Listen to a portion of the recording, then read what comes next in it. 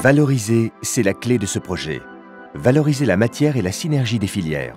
Valoriser l'architecture du paysage. Valoriser le travail de ceux qui mettront en œuvre ce centre. Valoriser le défi que représente ce projet. Car c'est bien d'un défi dont il s'agit, fruit d'une démarche innovante et ambitieuse à la hauteur du siècle et des technologies disponibles. Le site retenu pour l'implantation du centre de méthanisation se comprend à l'échelle de la métropole. Sa perception est celle du grand paysage. Implanté à la croisée d'importants flux routiers, il se caractérise par de grandes implantations industrielles dans sa partie nord-ouest, par un habitat individuel dense au sud-est, par deux grands ensembles paysagers, le parc Ballanger à l'est et le parc Duclos à l'ouest.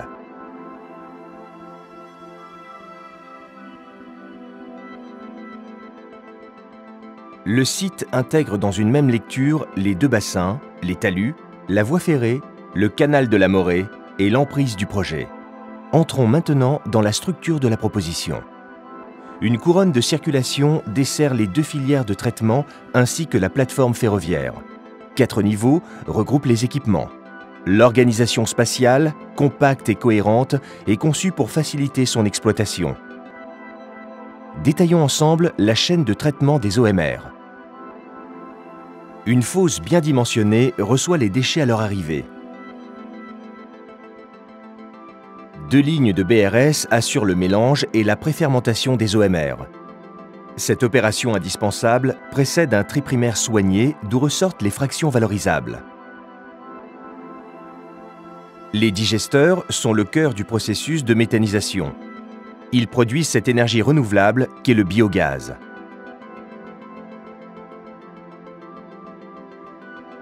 La matière sortant des digesteurs est stockée de façon automatique dans des tunnels de fermentation pour produire du compost. La chaîne d'affinage permet d'obtenir un compost conforme aux normes en vigueur. Son évacuation du site est commune avec celui issu des boues. Le caractère innovant de ce projet repose sur le partage d'une plateforme unique assurant le traitement des boues et le traitement des OMR. Les boues issues de l'usine Sainte-Morée sont réceptionnées sur le site pour y être digérées et déshydratées avant le compostage. Leur méthanisation par une digestion mésophile garantit une production maximale de biogaz. Mutualisé avec celui des OMR, ce biogaz est envoyé soit vers une unité de cogénération, soit réinjecté dans le réseau après lavage. Dans les deux cas, il couvre la totalité des besoins thermiques du centre. L'obtention d'un compost de boue aux normes européennes se fait par fermentation dans des boxes fermés, puis par maturation. La parfaite superposition des tunnels de compostage des deux filières traduit la forte volonté d'optimisation de la structure et libère l'espace pour un process lisible.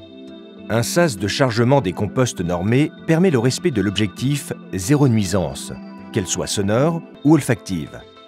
La suppression des odeurs est d'ailleurs un enjeu stratégique. Un effort tout particulier a été apporté aux équipements mis en place. Notre démarche éco-citoyenne se veut pédagogique. Attenant à la partie administrative, un parcours de visite, ouvert sur le site et rythmé par plusieurs points d'observation, permet une découverte attractive de cette valorisation matière d'avant-garde.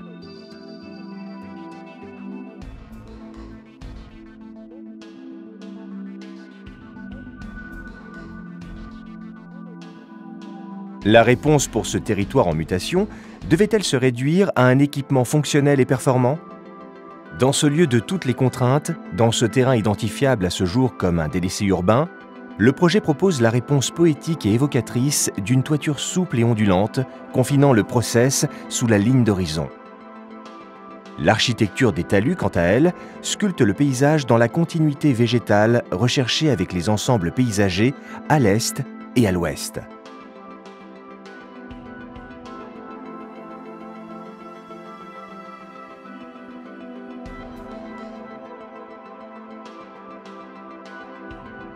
Les volumes du bâtiment administratif sont ouverts et transparents. Il fonctionne comme un contrepoint urbain structurant dans une transition d'échelle qui prend en compte la dimension humaine du projet.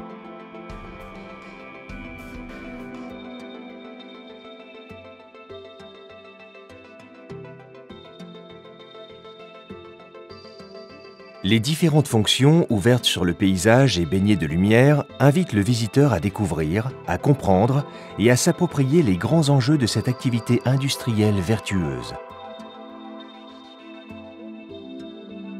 La fonction industrielle du site, sa vocation citoyenne, pédagogique et démonstrative, s'exprime dans les qualités urbaines du bâtiment administratif qui s'étire le long du boulevard André Citroën.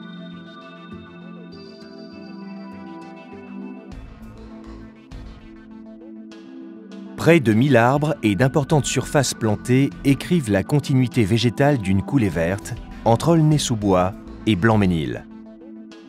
Entre ciel et terre, la façade ondoyante et translucide invite la lumière naturelle au cœur du process industriel. Enfin, l'écriture paisible d'une grande toiture fluide, traitée comme une colline, confère au bâtiment une abstraction qui l'installe de façon pérenne dans le grand paysage. La vie est là, simple et tranquille. Cette paisible rumeur-là vient dans la ville.